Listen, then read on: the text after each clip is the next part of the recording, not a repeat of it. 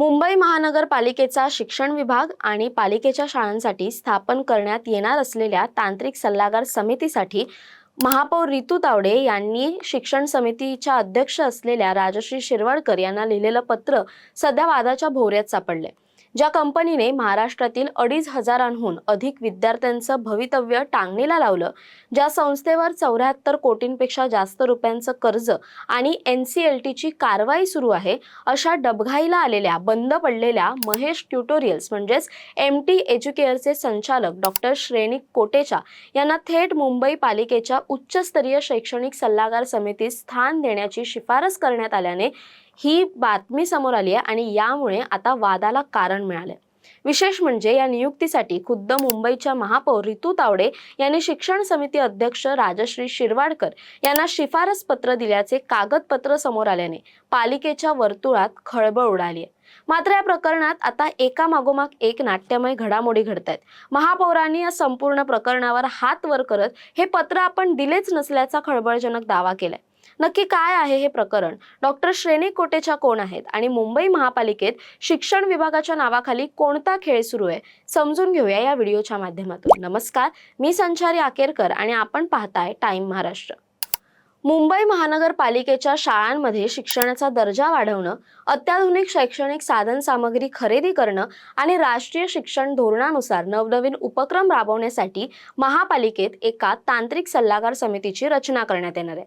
शिक्षण विभागाचे उपायुक्त हे या समितीचे अध्यक्ष असतील।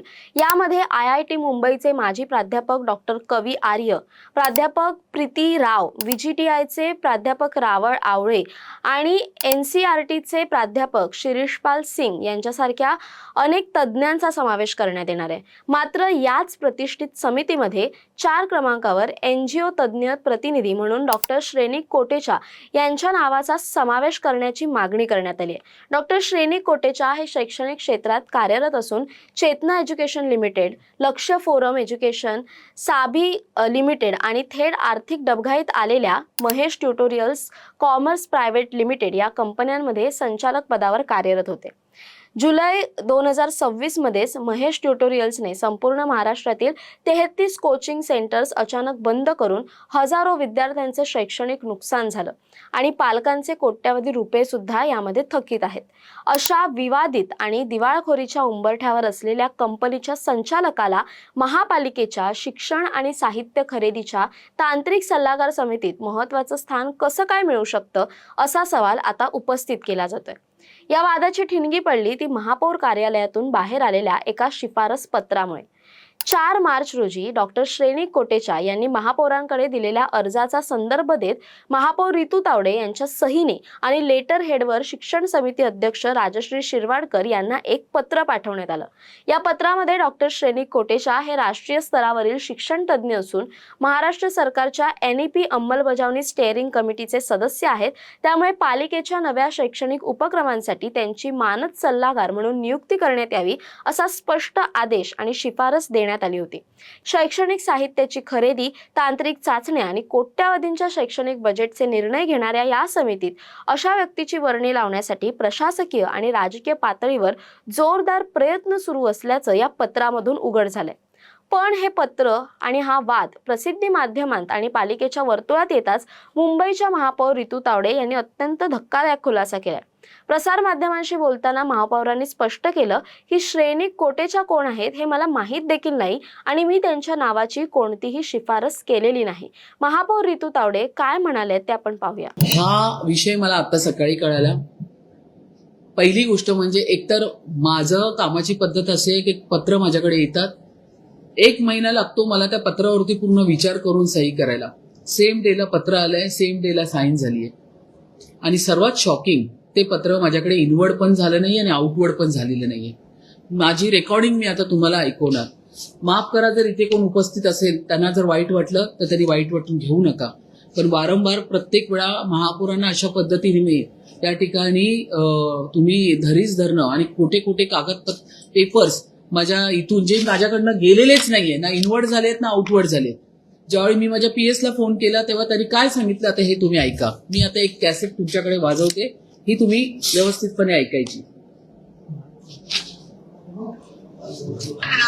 आपल्याकडे ते रिसिव्ह झालेलं नाहीये, इन्व्हॉल्ड नाहीये ते. तर ते कावरेबाईंनी केलेलं पत्र आहे. कावरेशिवाय आता बोलले तर कावरे म्हणाले की वासनायक त्यांनी सांगितलं होतं की पत्र तिला करायला, आणि ती व्यक्ती ते ही म्हणाली रोज येऊन बघते. काल पण आलेला म्हणे तो. म्हणजे मला माहिती आहे हे कावरेकडचं पत्र आहे. कावरेशिवाय बोलले इन्व्हॉल्डच झालं नव्हतं. नाही, इन्व्हॉल्ड नाही झालेलं आपल्याकडे. हे परस्पर तिकडनंच म्हणजे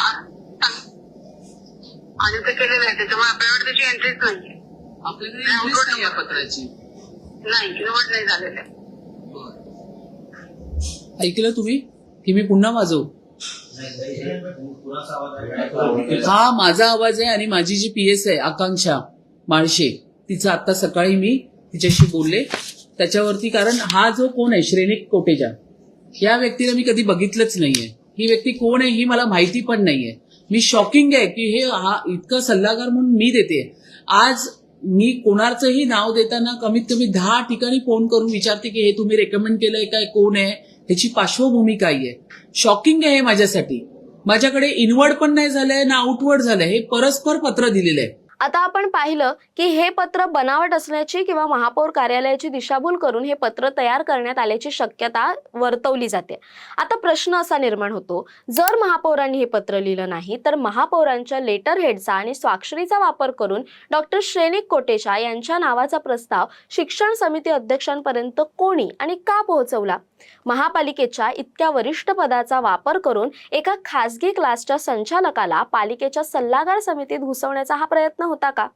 या संपूर्ण वादाच्या केंद्रस्थानी असलेले महेश ट्युटोरियल्सची पार्श्वभूमी जर आपण पाहिली तर हे प्रकरण अधिक गंभीर बनते. कारण जुलै 2026 मध्ये महेश ट्युटोरियल्स म्हणजेच MT एज्युकेअरने अचानक कोणतीही पूर्वकल्पना न देता महाराष्ट्रातील 33 शाखांना टाळं ठोकलं. पूर्ण फी भरूनही अचानक क्लासेस बंद झाल्यामुळे 2,500हून अधिक विद्यार्थ्यांचं भवितव्य अंधारात सापडलं होतं.